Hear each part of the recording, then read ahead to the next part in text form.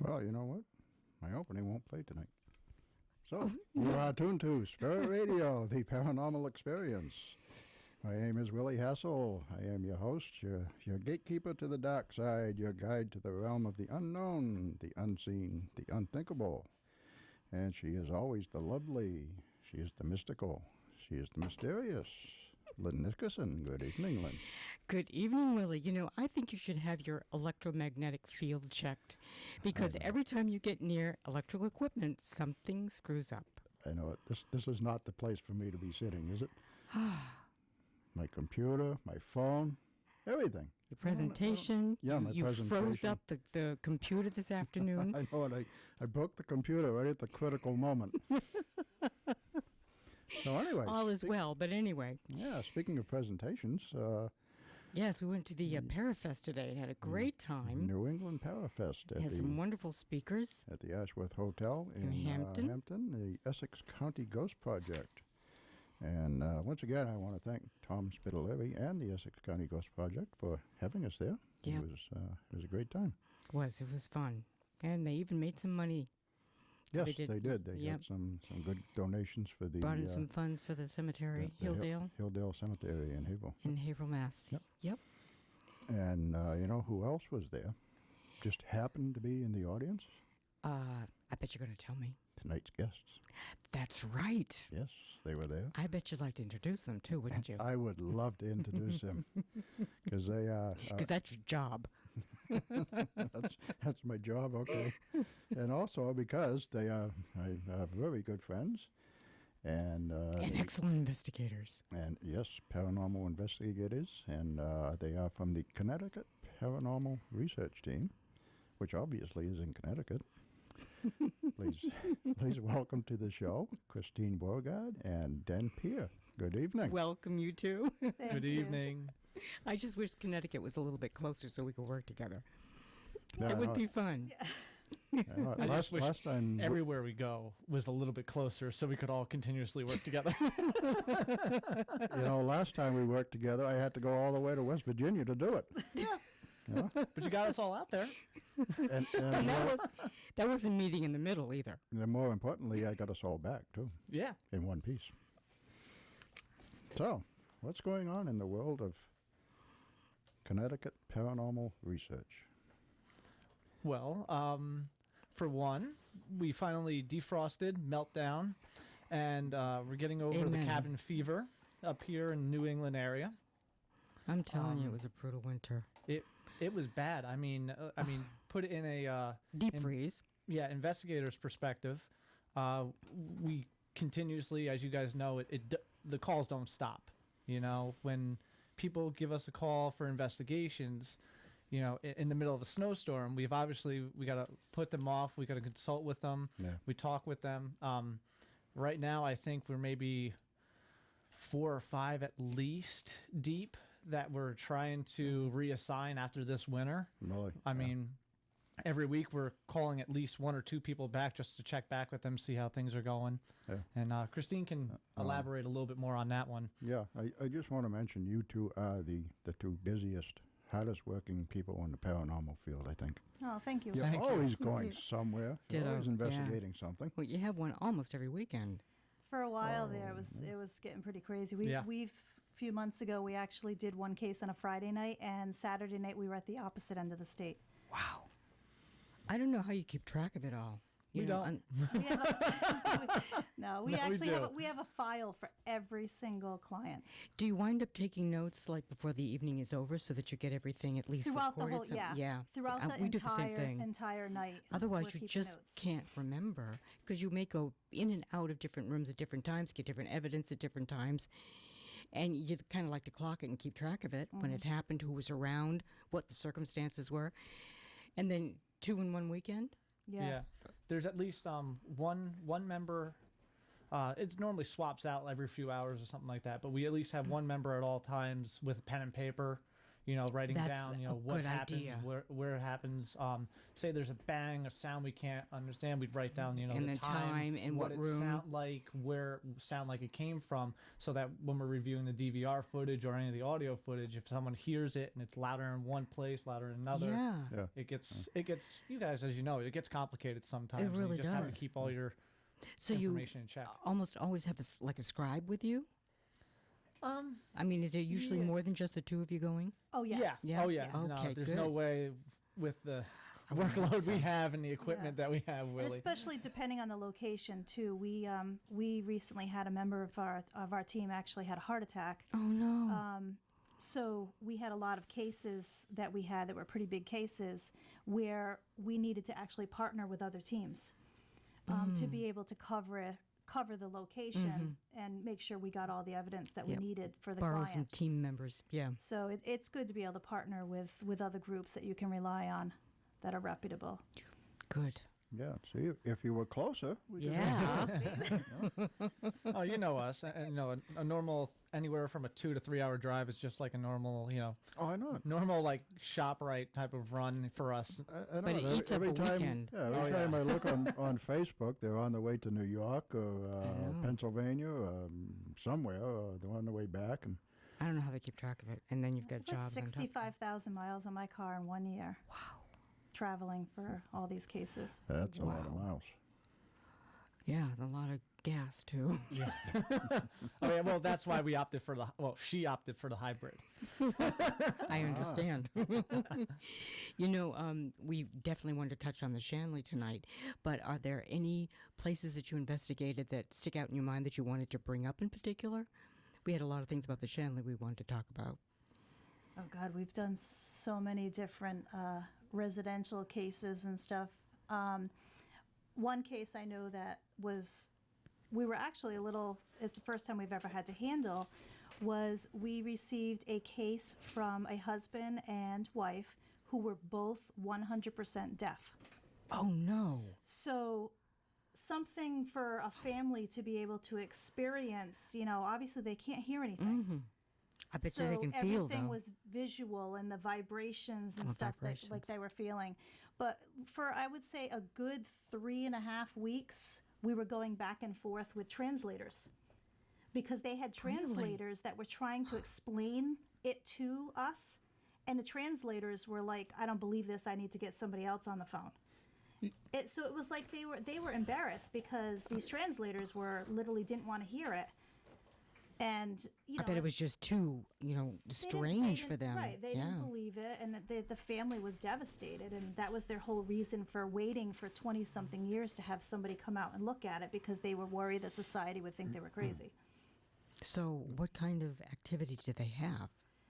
Well, they claimed that she was, the feeling of being touched, seeing shadow people. Trying to think, she was getting headaches and dizziness for a while. There was also she had a feeling like she was always being watched downstairs. What about poltergeist activity? Nothing that they've had and no objects or anything like that were moving. It was more of the fact that they always felt they were being watched and followed. And sharing their living space. And like somebody was touching their arms or going up behind them and, touching her on the neck, and she'd turn around and there's nothing there. Yeah. What the interesting thing was that we were able to find for them was the fact that the areas in her home where she was having this activity and the husband, they had unbelievable amounts of high EMF. Attributed to what, do you suppose? Was it electrical? A lot of it was they had an old microwave Okay. that was very outdated, and the house was a very, very old home, and it wasn't even grounded. Oh my gosh. Yeah. The So it grounding was bare lines. wires going right through the living room, which is where they had all the feelings of the vibration. Yeah. And you could actually hear the humming of the electricity coming into this house. Oh, that would That's drive me bad, huh? crazy. Yeah, I was talking to Dan about this one earlier, and he was telling me about the high EMF. Yeah. So, I mean, that's that high is enough to make anybody see things and Right, and and she was feel getting bad. sick, concerned. too. She Yeah. was Headaches. starting to have seizures. Really? And the doctors, she would go to the doctors, and the doctors told her there was nothing medically wrong with her. So that's when they started, maybe there's something going on in the home. And they were so grateful of You taking interest. right, and Yeah. being able to. I mean, we showed them all the hot spots where the EMF was high in the house, and since then they actually had an electrician come to the home and go through and fixed everything, and everything has stopped. They don't have those feelings of being touched. They don't have the static, Yeah. and that's what it was. It was a staticky feeling coming from them, and they were so grateful that Oh, we that's took the nice. time and listened to them and explained that this particular case was not actually something that was paranormal. It ended up being something. Makes you feel good, doesn't it? That It you does. helped them like that. Yeah. Do you suppose that maybe it could have been a combination of the two? Do you suppose that that EMF situation, that atmosphere, was a conduit for paranormal activity? It Or do you certainly think, could be. It certainly could rather be than it just because- exclusively being Right, because obviously we all have some type of energy around us, and spirits need that energy to be able to manifest. That's what I'm thinking, that maybe it was more of a conduit than anything, and without that, then there wasn't the grease for the wheel, so to Exactly. speak. Well, that's really cool. It's like living So you under high solved it. tension lines, I guess. Yeah, and that too, of course, is I can dangerous. imagine, yeah. Whoa. I've never lived under high tension wires, but I can imagine. Well, they'd say that, it screws up the electromagnetic Well, I've heard circuitry in your own body and Of creates even cancer. calves, like farmers have property with their, the cattle underneath high tension lines, Yeah, and their calves are born with 2 heads and 3 I haven't legs. heard that, but it doesn't surprise me. Yeah, that's not a laughing matter. So let's talk about the horse. You had a photograph of a horse, a ghost horse in a barn. Oh yeah, last time we talked when we were at the Shanley, we talked a little about the photo of what looks like a mist in the shape of a horse. And the that we horse actually jumping have- out of the stall. Right. that we actually have on our website, which is ConnecticutParanormal.com. Shameless plug. No, it Go has. right ahead. And I will give all credit that photograph was actually taken by my ex-husband Bill LeClaire, and it was taken at an abandoned stable in Ledyard, Connecticut. That he was able to capture that. Wow. And it was, it happened, there was a fire there, right? And some of the animals years died. ago, and they were looking to. I guess some people had bought the property, and they were looking to actually bring it back into an actual working horse farm. And during the construction of renovating the barn, construction crews were, they would constantly saying they would hear the horse hooves coming down the aisleway of the barn, which was cement, and there's clearly no horses there. I mean, there's holes in the walls.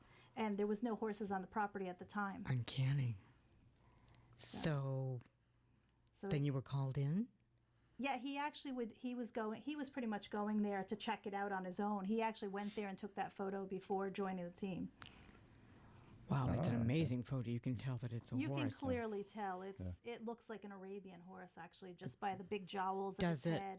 I wouldn't know personally that have that never was- seen anything like that. And before I became part of the team, I stumbled across the website.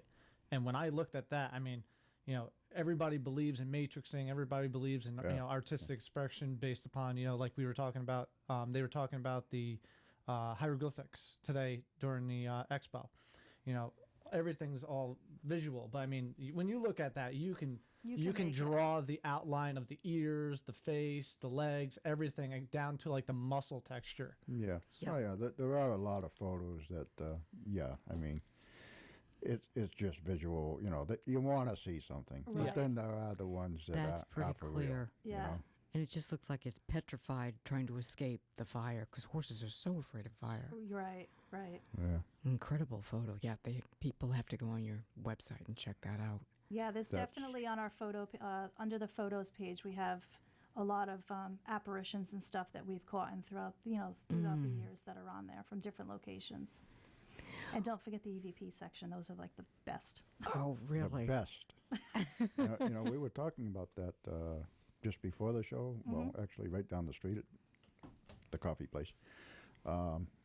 We were wondering maybe after the bottom of the hour, if we can pull up your website, maybe we could actually play a couple of That would be EVPs, great. Yeah.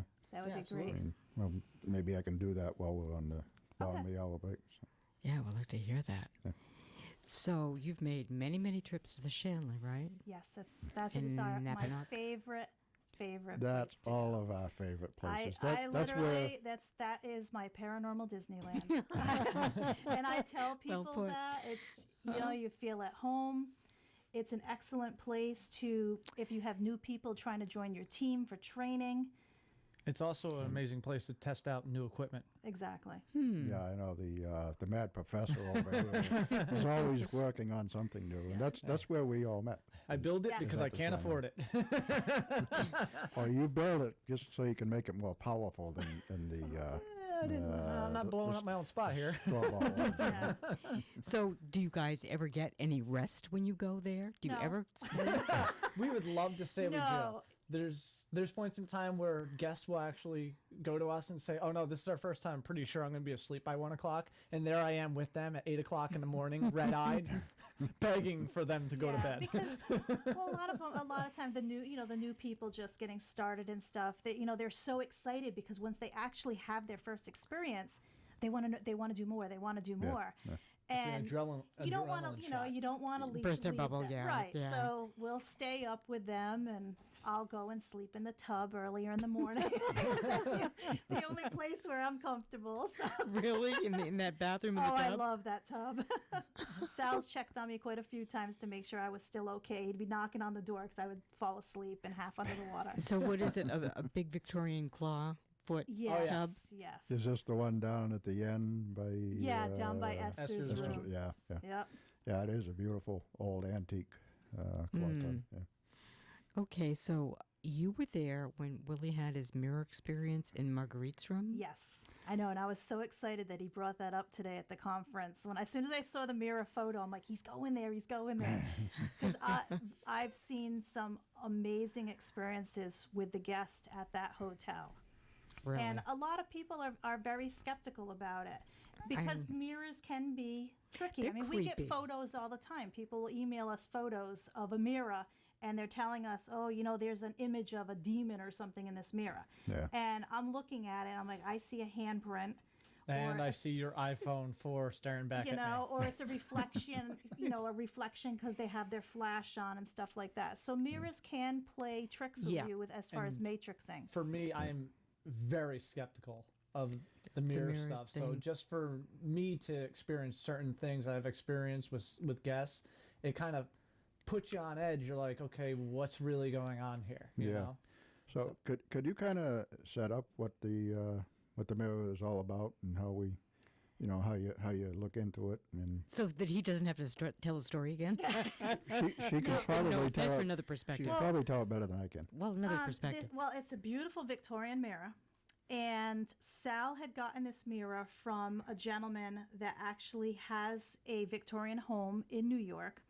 And he was he actually had the mirror near his bed. And he was complaining of these white lights coming out of the mirror. Out of the mirror. Into his room and having all this strange activity going on. So, of course, he talked with psychics and whatnot, and they're like, it's all coming from the mirror. Get rid of the mirror, and all the activity will stop. That's funny. So he had known that Sal had the hotel there in New York, and it was a haunted bed and breakfast. So what better thing to donate it to really? a location that's already active? So, of course, Sal put it in the most active room in the hotel, which was Marguerite's room. And it's still there. And they actually say that this mirror is supposedly a portal to the other side. And we have it on I it's think near I a have to dresser. believe it is. I've seen some things I can't explain with guests, and when you do it, and one thing I tell people, when you go there and you experience just to see if it happens, you have to obviously have an open mind. Don't do it alone because nobody is going to believe you.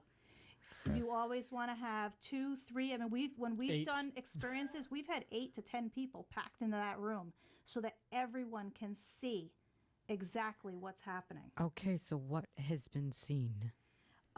Well, normally what'll happen is you obviously have all the lights off, and you use a low. We have a candle that has like a little red tissue paper on it, so it gives it, because normally you do it with a red light. Just to let everybody know, it's not a real No, candle. it's not a real Right. candle. Yeah, It's just so a we're not- red light. Yeah. red light. I've seen Paper, people light try on fire. to light that candle and there's burn marks on it. Please don't do that. You'll burn the hotel down. It is battery operated, but normally you'll do mirror transformation with a red light. And why is that? Why a red light? I believe it actually works the same way with like our cameras. Everything works with infrared. Okay, so it kind of mimics Something with the infrared? different lenses in your eyes Oh, okay. allows you to see different things. But when you look into this mirror, I mean, obviously your eyes are going to start to go buggy, and people will say, well, that's just your imagination because Right. you're straining your eyes.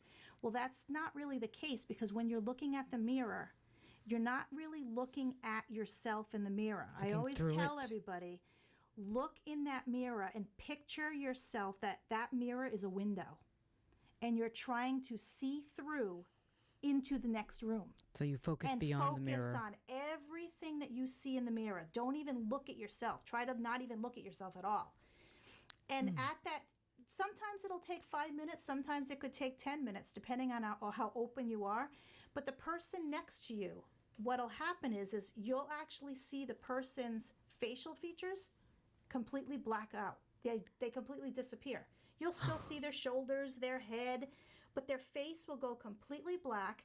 And usually when that happens, that person that's next to you will see you physically transform into whatever spirit is either in the room or attached to you. And in that that's case, exactly what happened to Willy me. Yeah. experienced that. Yeah. All I really saw was my face, like you said, not really black, but kind of whited out, dark gray, I guess, grayish, Right. but just blanked out.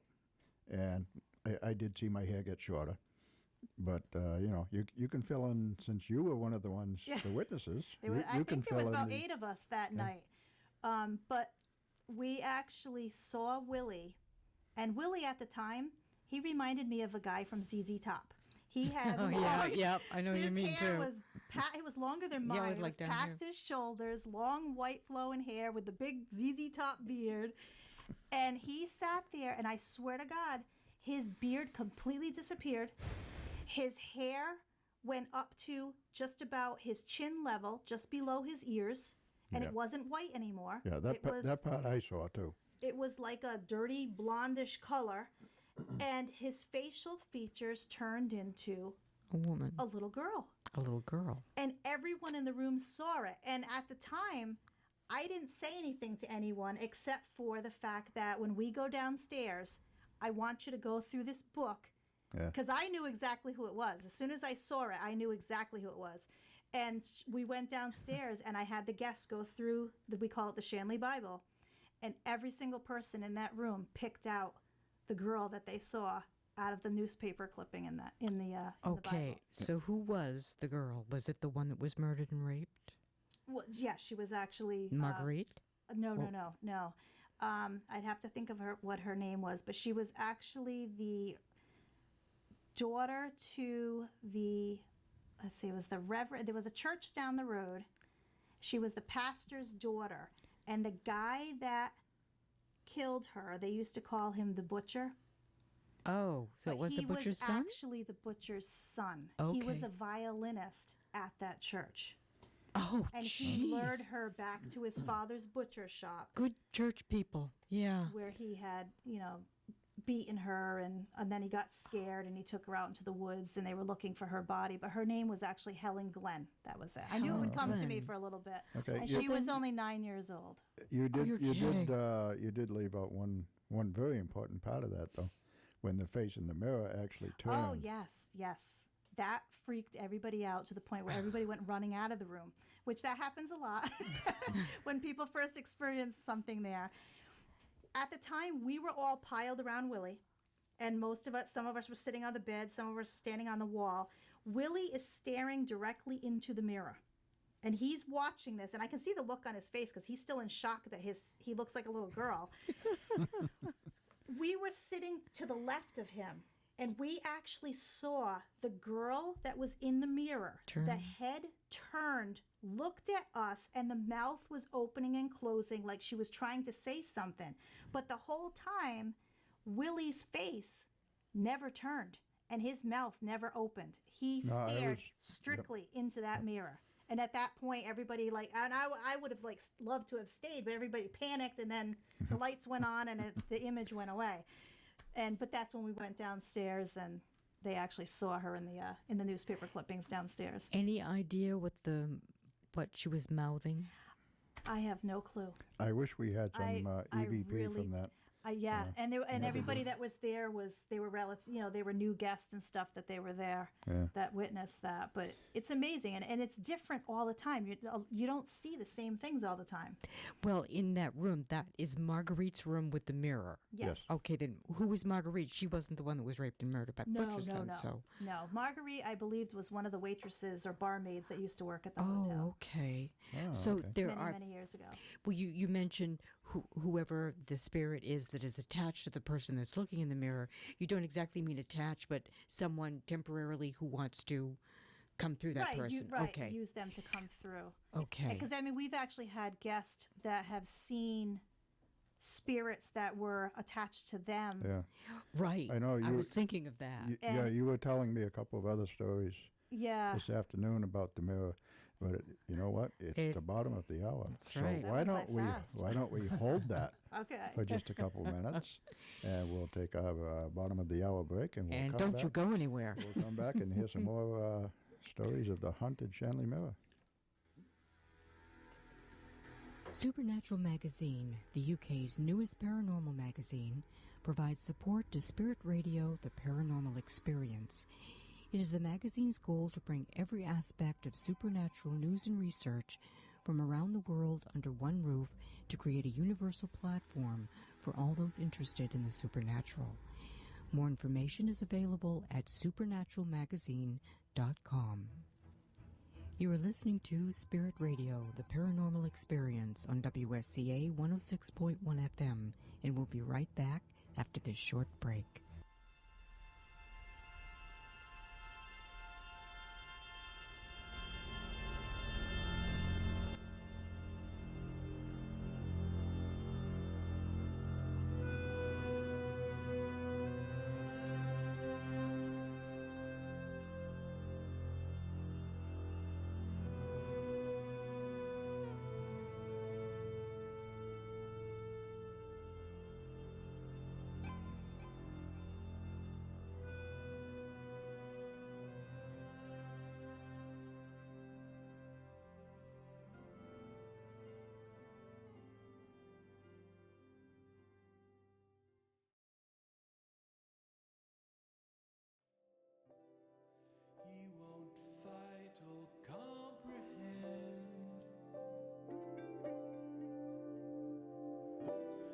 In his world, he won't go. Gilmore. Yes. You are listening to Spirit Radio, the Paranormal Experience on WSCA 106.1 FM in Portsmouth's West End.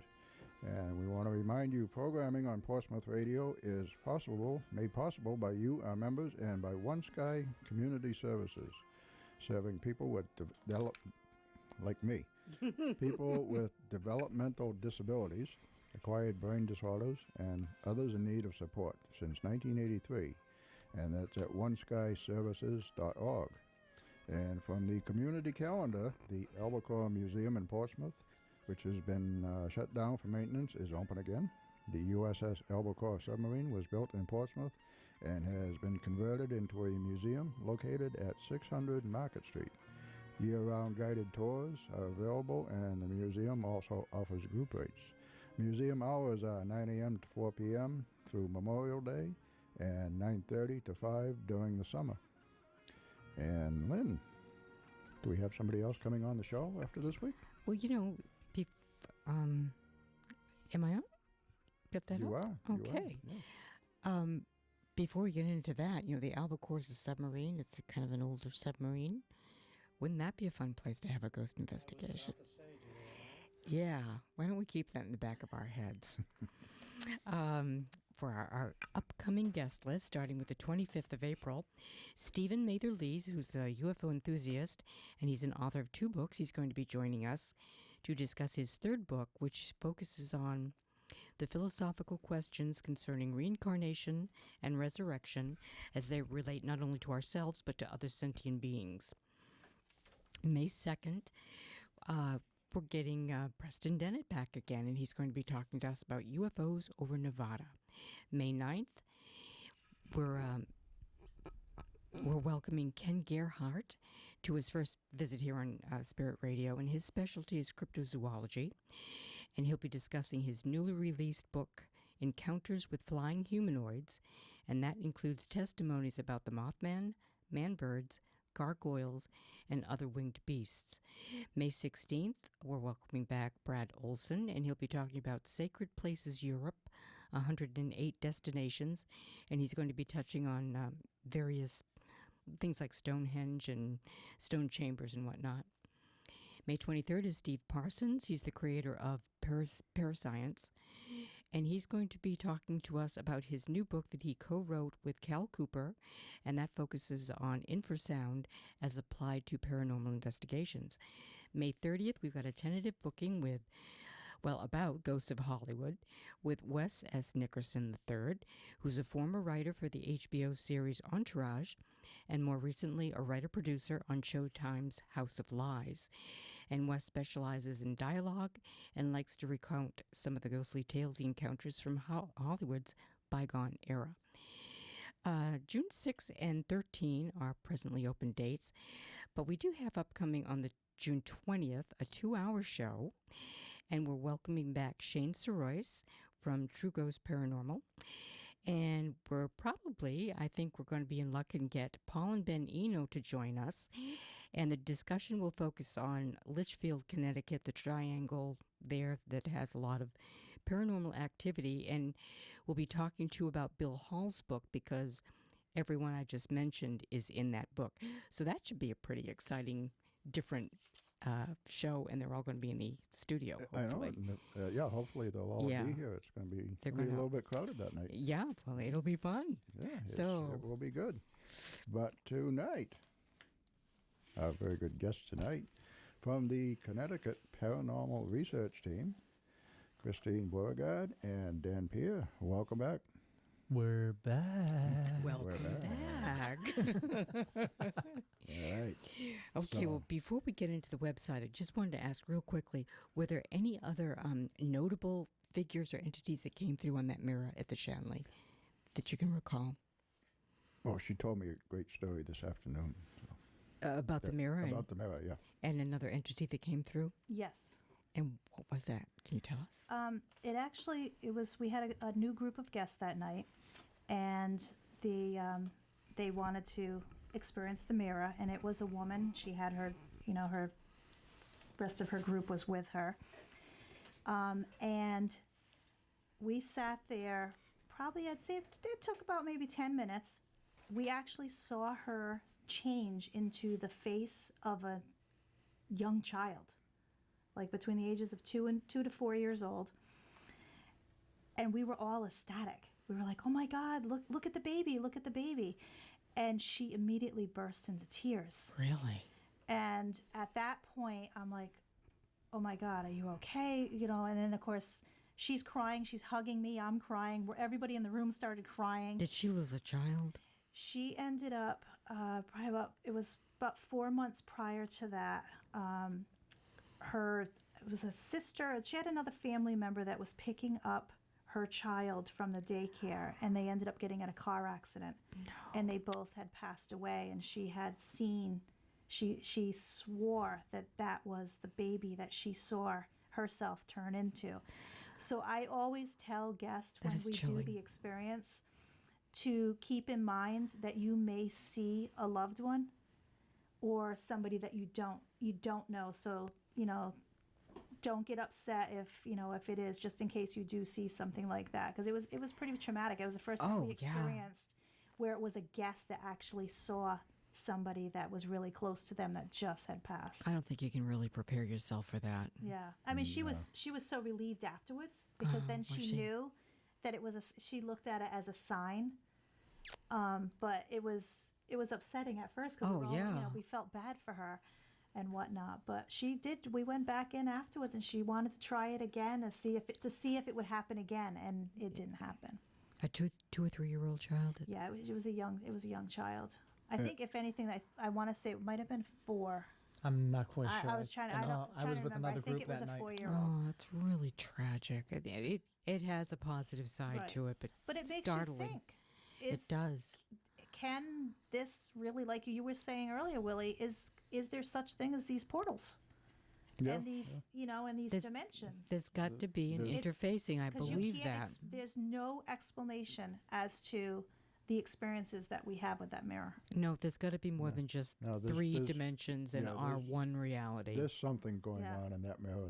And that's why I said if anybody goes and experiences it, don't do it alone. Make sure you have a bunch of people with you because they're going to look at you like you you've need got the 3 support. heads. Yeah. They're not going to believe you.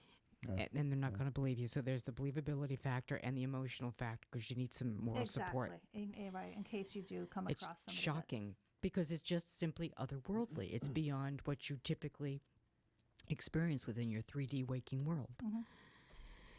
Well, it is. Any before we move on, are there any other Shanley stories that you would like to bring up? Actually, Dan had a really good one because bring it on, Stan. He actually had his first encounter with seeing a full body apparition right in front of his. I would say probably 3 feet away from you. Yeah, more like 3 to 6 inches, more or less. Yeah, to the point where he actually turned white. Yeah, he was completely white, and at that point, Dan or the apparition? Well, probably both. A Ghostbuster turning white? Yeah. Yeah. Well, I was technically a civilian in training at that point in time. I was visiting the hotel a lot, and I was, I got to know Sal and everybody on a personal level, and they trusted me with the guests, so I started helping out. But that night, I believe that was the night of the supermoon back in 2013 or so. Yeah, 2013. Why was it the supermoon? Why was it called that? Because it was big and orange? It was 18% closer to the Earth at that point in time. Oh, right. okay. It's the closest that it's ever been. Yeah. Oh, okay. So just to make a very long story short, we were investigating the whole hotel, and it was pretty active that night. I mean, nowhere was safe, but even, you were sitting down and you would start experiencing stuff. You'd start smelling things. You start, tasting things in your mouth and everything. We had the smell of cognac, shoved in our noses. Really? People started tasting cigars. It was very intense that night. So I went up and I'm like, you know what? Let me go get my dowsing rods and let me go get some of the equipment. So I went up into the bordello area alone, and I went into Rosie's room. And Rosie, I believe, correct me if I'm wrong, 4-year-old child. We understand she slipped and fell in the well outside the hotel when it was open way back in the day. And since she stayed there, they nicknamed the room Rosie's room. Mm-hmm. And I was staying in there that night, so I grabbed my bag. When I bent down to grab my bag, which was by the nightstand right next to the bed, I had this overwhelming feeling like somebody was looking at me. And it was out of the blue, no reason for it at all. I've walked that hotel hundreds of times without flashlights. And all of a sudden, I looked to the left. No, sorry, right. The bed was on the right, and I looked to the right, and it was like a child, full-bodied child, was on the bed staring at me. Seated or standing or just laying across the bed, kind of like having that look like, what are you doing type of thing.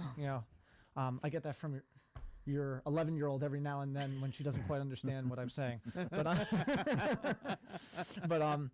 Yeah, and I nearly Wile E. Coyote'd it straight through the wall. It freaked me out so bad. I went from a bent over position to hitting the wall. I don't even think he walked down the stairs. He came flying down those stairs. And he got the top one and the bottom one.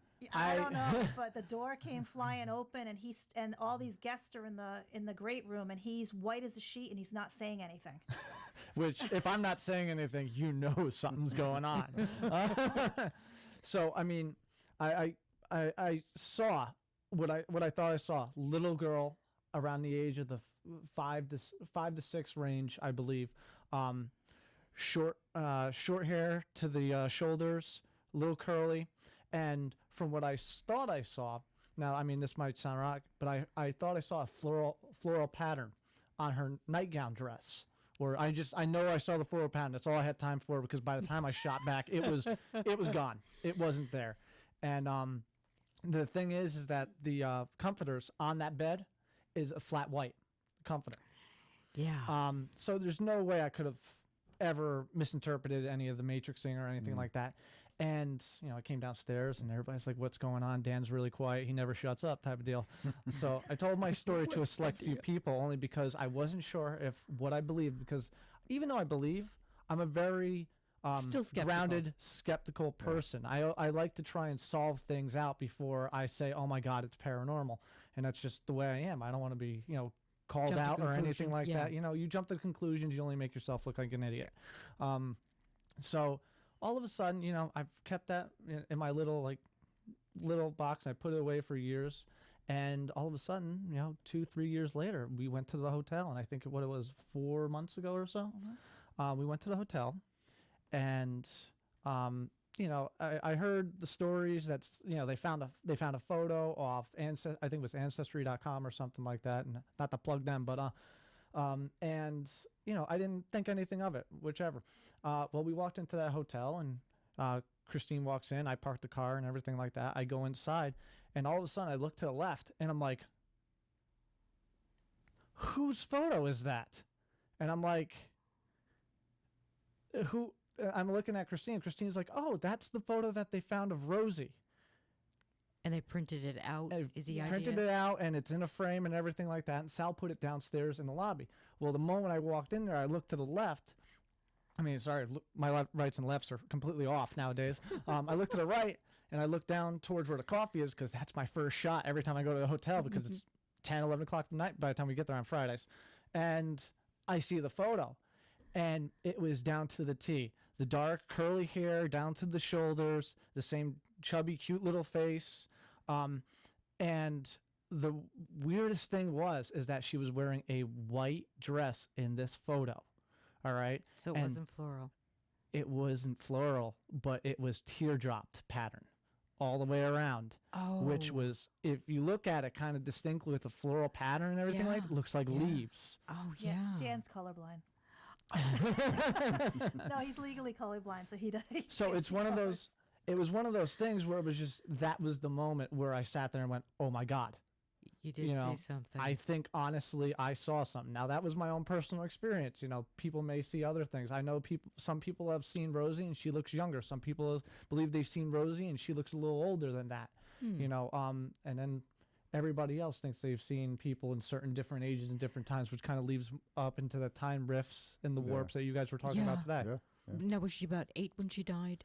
Rosie Was 4. She was 4. Yeah. She was 4. So when you saw her, did she appear to be lifelike and solid? It was solid. She was solid. I mean, literally, it was a face looking at me. The only light in that room I had was coming from, I believe it was outside. They have a street light, and it shines into the room and everything. And it's a straight box because of the window. It's a straight box that hangs out right off the bed onto the floor. So the room is dimly lit, but it's lit enough where you can walk around, you can not trip over things and everything like that. So she was lying on the bed, and so you pretty much saw her face and her I body? was almost face to face with her. I mean, when I turned to the right, I was looking eyes to eyes. And before I had a chance to snap back, they were gone. Yeah. And so that was the night that Dan became a true believer. That was the night I turned white as a ghost and actually learned to shut up. Yeah, So it was. white as a ghost. So you just blended in with the rest of the ghosts. The nice thing is that experience alone taught me that you can have these types of experiences, but you may not be able to justify what you've seen. And to that, it's just an experience. But the moment that you can start to Put it into put the context. pieces and build the context, that's when you can start building the story and start figuring out what really happened that night. We only have a few minutes left, so let's try Yeah, to I squeeze in was going some to say we EVPs. are running short on time. So do we want to get into the EVPs? Yeah, sir. Yeah, good. All right. Well, you Try to give tell our me- audience a little variety here. Yeah, tell me which one you want to play. You can set it up. I told you I and, never shut up. You're good. You're good.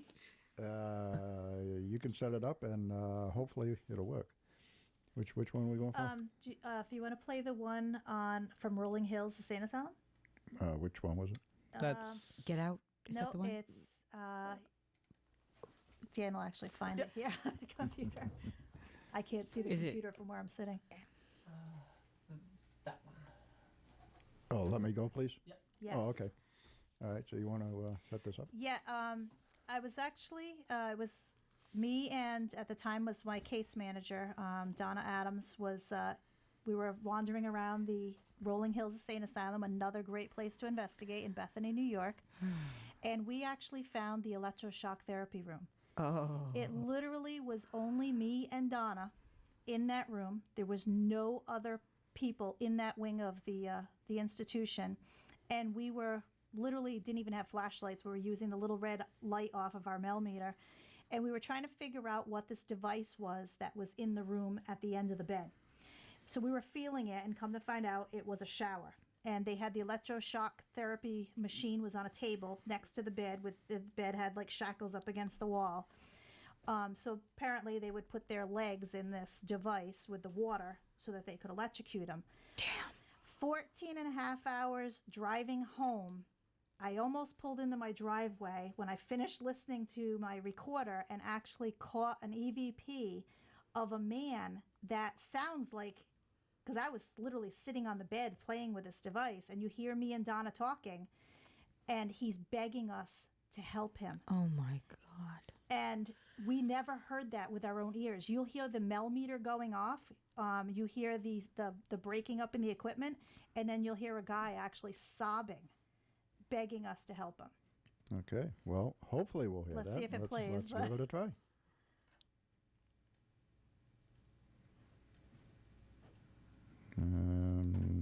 Not looking too good here. You clicking the little arrow, Willie? Yeah, I did. and Is I your got a little- computer hooked up I to got the a little- speakers? Yeah, I got a little thing running across down the bottom here. It looks like it's. Oh yeah, that's the Oh, it's buffering. Okay, so. audio player. Yeah. Okay. So it's going to take a little time apparently. So. Okay. so Live radio, people. Live radio. Hey, that's Well, what. the one thing though, if for some reason these EVPs don't play, anybody can feel free to go to our website, ConnecticutParanormal.com, and you can click on the EVPs page and actually play the EVPs for yourself. And we do have video of apparitions that we've caught in. Caught, I should say. I can't even speak English at this hour. And we also have our C.T.P.R.T. live page where they'll catch Willy when we were investigating at Moundsville State Penitentiary in West Virginia. Yeah, that was.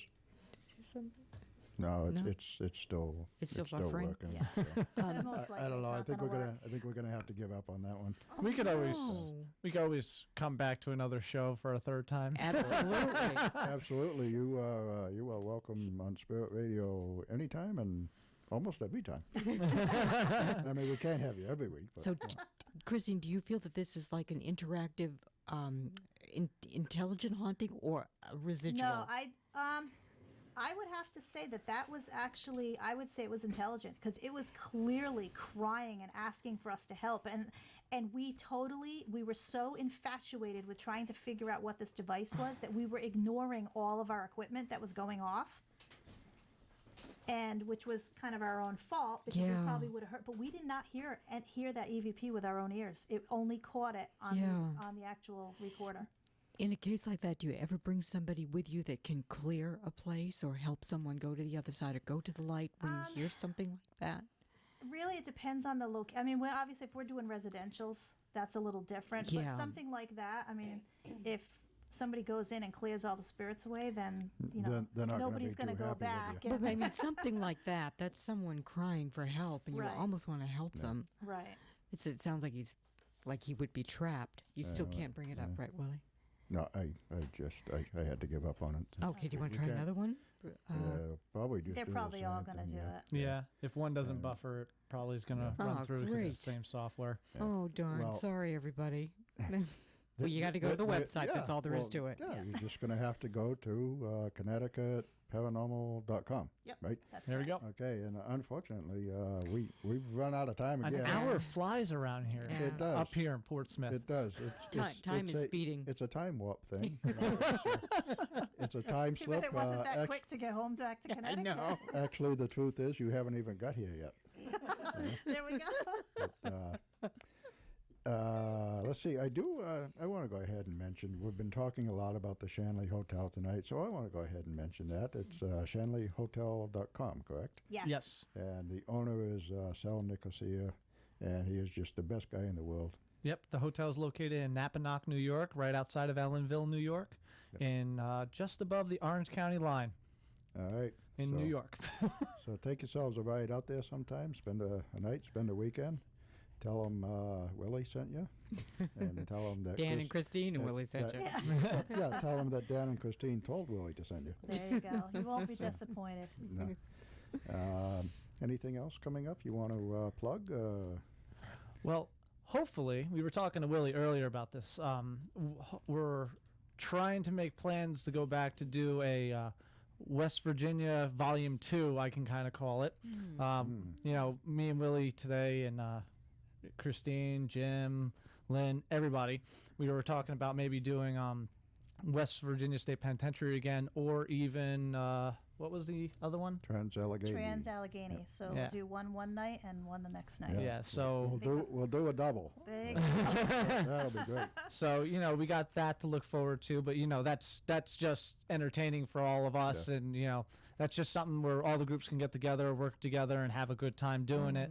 But, I mean, like we said, we have tons of residentials that we're still catching up on from this cold, blistering winter that New England has brought upon us. And thank you, Canada, for all that cold weather. Yes, thank you, Canada. Yeah, we appreciate that. Yeah. All right, well, that is it. Another evening of I Spirit know, Radio another has come evening to of an Spirit end. Radio, and we thank you, Dan and Christine, very much. No problem. It's always we a would like to pleasure. Thank plug you. that I really think you guys should have a 2-hour show because you. there's so much that we can, so much that even you guys, everybody can put together in 2 hours. Yeah. no, You know, 1 hour doesn't really do it doesn't. justice. Yeah, it And doesn't. As Lynn mentioned, we are going to have a special 2-hour On June 20th. June 20th with Shane Sawar and Paul and Benito. And okay, thank you, Dan. No Excellent. problem. Christine. Thank you for Thank you having us. again, Have and a- thank have you a for great letting us night. in the Yeah. building this time. It was a wonderful drive. Okay. All right. Well, that is Spirit Radio, the paranormal experience for another week. And thanks everybody for listening.